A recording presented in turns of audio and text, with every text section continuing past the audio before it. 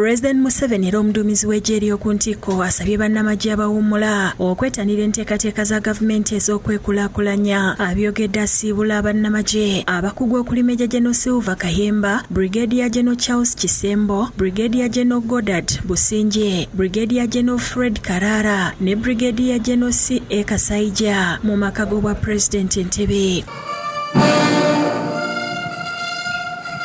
Abawummuziddwa eno bawerekeddwako bakyala baabwe abaana n'ab'eŋŋanda.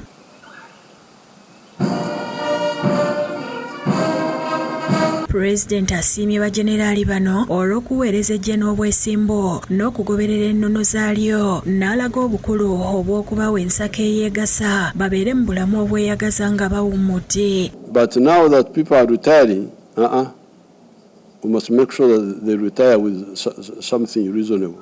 And that's why the government agreed to at last improve the salaries of the soldiers and officers and also the retirement package. Era abawadde amagezi obutasaasaanyiza nsimbi mu kugula bifo ku kibuga wabula beeyune ebyalo bakola ebinaabawa ensimbi okuyita mu by'obulimi n'obulunzi. So that retirement package is very good for you. Now, don't gamble. These quacks, I want to put money here, it will produce money quickly, what. Go for things which are durable. If I go and buy my 4 acres of land, and when you are buying land, don't go to Kampala Central. Download the app on App Store or Google Play Store now.